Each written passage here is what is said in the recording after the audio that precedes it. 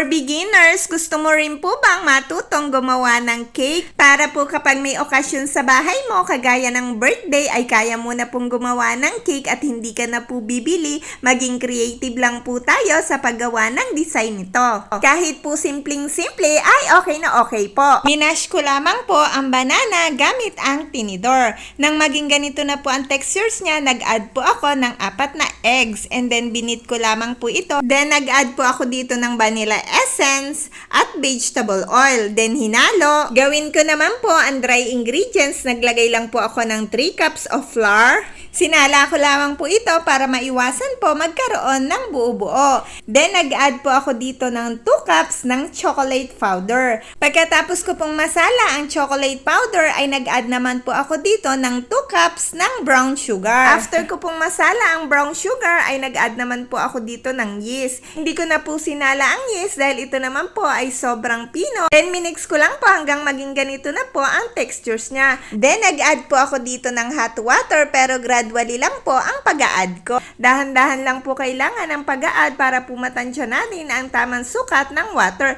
At nang maging ganito na po ang textures niya ay ini-add ko na po dito yung banana na may 4 na itlog na ginawa ko kanina. At hinalo hanggang mag-combine po maigi. Ito namang pong chocolate bar ay hiniwa ko lang po ng ganito at naghiwa din po ako dito ng maliliit kagaya po nito. Then nilagyan ko na po ng butter kung saan ko po ibibake ang cake at nilagay ko lamang po itong mga cake at nilagyan ko na rin po ng chocolate na maliliit na hiniwa ko kanina. Dito naman sa isa pang paghuhulmahan ko ng cake ay nilagyan ko ng butter at parchment paper. Then nilagay ko lang po dito yung mga cake na aking ibibake. Pagkatapos po, ito ay aking binake sa oven ng mga ilang minuto. After ilang minuto po ay naluto na po ang mga cake. Ito pong bilog na cake dito ay gagawan ko ng napakasimpleng design. Hinati ko lang po ang bilog na cake and then nilagyan ko po ng whipped cream sa loob pati na rin po sa paligid nito.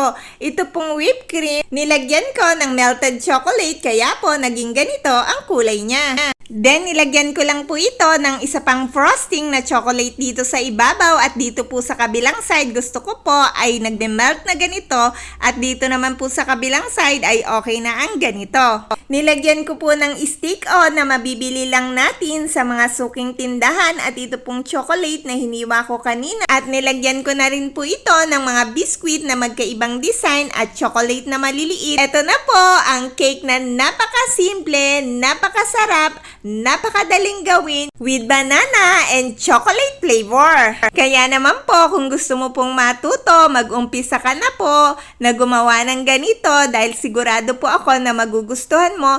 At para po kapag may okasyon sa inyong bahay, hindi mo na po kailangan bumili at makakagawa ka po ng madaming cake, nakatipid ka na po, matututo ka pa pong gumawa ng cake. Salamat po sa panonood!